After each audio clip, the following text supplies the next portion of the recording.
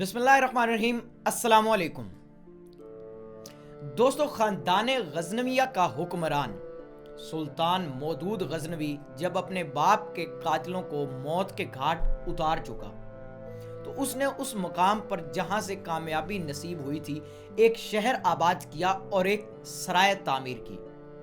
اس نے اس شہر کا نام فتح آباد رکھا۔ سلطان مودود نے اپنے بھائیوں اور باپ کی لاش کی بابت حکم دیا کہ گیری سے غزنی لایا جائے، اور وہ خود بھی جلد از جلد غزنی پہنچ گیا۔ غزنی پہنچ کر سلطان نے ابو نصر احمد کو اپنا وزیر مقرر کیا اور پھر 433 ہجری میں طاہر بن محمد کو اپنا وزیر بنایا۔ سلطان مودود نے اپنے قابل اعتماد امیر ابو نصر بن امجد کو امیر محمد غزنوی کے بیٹے نامی غزنوی کے مقابلے کے لیے ہندوستان روانہ کیا۔ ابو نصر نے نامی غزنوی کو شکست دی اور یوں امیر محمد غزنوی کا یہ بیٹا بھی نظر اجل ہو گیا۔ نامی غزنوی کے قتل کے بعد سلطان مودود کے چھوٹے بھائی مجدود بن مسعود کے سوا سلطنت کا کوئی بھی مدعی باقی نہ رہا۔ جب سے امیر مسعود غزنوی کا قتل ہوا تھا، اس کے چھوٹے بیٹے مجدود غزنوی نے ملتان کی سکونت ترک کر دی تھی۔ اس نے لاہور پہنچ کر ملک احمد ایاز کے خاص مشورے اور مدد سے دریائے سندھ سے لے کر تھانی سر اور ہانسی کے علاقے پر قبضہ کر لیا تھا اور بڑی قوت حاصل کر لی تھی۔ سلطان مودود کو اس کی روز افزوں قوت سے خطرہ تھا، لہٰذا اس نے مجدود غزنوی کو ختم کرنے کا فیصلہ کر لیا۔ اسی سال سلطان مودود نے ایک عظیم الشان لشکر مجدود غزنوی پر حملہ کرنے کے لیے روانہ کیا۔ مجدود ان دنوں ہانسی میں اس غرض سے مقیم تھا کہ دہلی کو فتح کر کے اپنی سلطنت میں شامل کرے تاکہ اس کی حکومت پائیدار اور مستقل ہو جائے۔ اسے جب مودود کی فوج کی آمد کی خبر ملی تو اس نے بھی ایک زبردست لشکر تیار کیا اور مقابلے کے لیے ہانسی سے روانہ ہوا۔ اور اس سے پہلے کہ مودود کا لشکر لاہور کے قلعے پر قابض ہو، مجدود 6 ذی الحجہ کو لاہور پہنچ گیا۔ مجدود کے لشکر کی کثرت دیکھ کر مودود کی فوج میں بڑی گھبراہٹ پھیل گئی۔ عین ممکن تھا کہ یہ گھبراہٹ اس حد تک بڑھ جاتی کہ مودود کی فوج میں انتشار پیدا ہو جاتا اور اس کے افسر اور امراء مجدود کی خدمت میں حاضر ہو کر اس کی طاقت قبول کر لیتے۔ دفعتاً قسمت نے مودود کا ساتھ دیا اور عید الاضحیٰ کی صبح کو مجدود اپنے بستر پر مردہ پایا گیا۔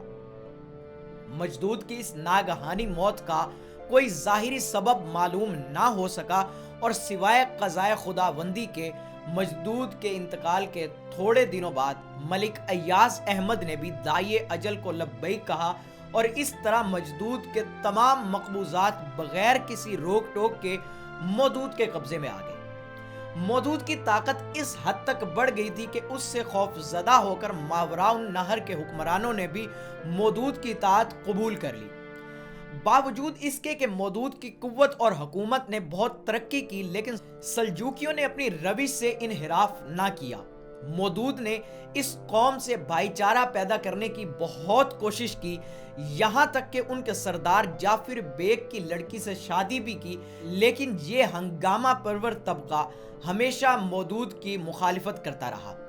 سن 435 ہجری میں دہلی اور ہندوستان کے دوسرے مقامات کے ہندو راجاؤں نے آپس میں مل کر ہانسی اور تھانی سر کے علاقوں پر قبضہ کرایا اور ان مقامات سے غزنوی سرداروں کو نکال کر ہندوؤں کا لشکر نگر کوٹ کی طرف روانہ ہوا۔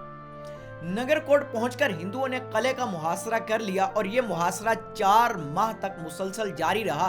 اس دوران میں مسلمانوں نے بارہا لاہور سے مدد طلب کی، لیکن کچھ ایسے حالات پیش آئے اور کچھ ایسی مجبوریاں صدرا ہوئیں کہ انہیں لاہور سے کوئی مدد نہ مل سکی۔ اس کا یہ نتیجہ نکلا کہ محاصرے کی شدت اور سامان خورد و نوش کی کمی کی وجہ سے مسلمانوں میں اتنی ہمت نہ رہی کہ وہ ہندوؤں کا مقابلہ کر سکیں، اور یوں نگر کوٹ پر بھی ہندوؤں کا قبضہ ہو گیا۔ ہندوؤں نے نگر کوٹ کو دوبارہ بت پرستوں کا مقدس مقام بنایا اور شہر میں جگہ جگہ نئے بت لگا کر بت پرستی کو نئے سرے سے رواج دیا۔ ہانسی، تھانی سر اور نگر کوٹ پر ہندوؤں کے کامیاب حملوں سے باقی ہندوؤں کے حوصلے بھی بلند ہو گئے۔ پنجاب کے ہندو راجے جو مسلمانوں کے خوف سے جنگل میں جا چکے تھے، ان میں سے 3 بہت بڑے اور زبردست راجاؤں نے اتفاق باہمی سے 10,000 سواروں اور بے شمار پیادوں کو ہمراہ لے کر لاہور کی طرف بڑھے۔ لاہور پہنچ کر ان راجاؤں نے شہر کا محاصرہ کر لیا۔ اس وقت پنجاب میں مسلمانوں کی چھوٹی چھوٹی ریاستیں قائم ہو چکی تھی اور مسلمان جاگیردار اور امراء سلطان مودود کی اطاعت سے منہ موڑ کر آپس میں لڑ رہے تھے۔ جب ہندوؤں نے لاہور کا محاصرہ کیا تو پھر ان سوئے ہوئے مسلمان امراء کی آنکھیں کھلیں۔ ان مسلمانوں نے مصلحت وقت کا خیال کرتے ہوئے آپس میں مل جل کر ایک متحدہ لشکر تیار کیا اور سلطان مودود کی اطاعت کا اقرار کر کے ہندوؤں سے مارکہ آراء ہونے کے لیے شہر سے باہر نکل آئے۔ ہندوؤں نے جب مسلمانوں کا باہمی اتفاق دیکھا اور ان کے لشکر کی کثرت کا اندازہ کیا تو وہ بدحواس ہو کر بغیر جنگ کے میدان جنگ سے فرار ہو گئے۔ سلطان مودود کے حوالے سے یہ تھی پہلی ویڈیو۔ آپ دیکھ رہے تھے ڈسکور وزڈم، میں ہوں امیس لیاقت۔ دوستو، سلطان مودود کے بارے میں مزید جانیں گے ہم اپنی نئی ویڈیو میں۔ تب تک کے لیے اپنا بہت سا خیال رکھیے۔ السلام علیکم ورحمۃ اللہ۔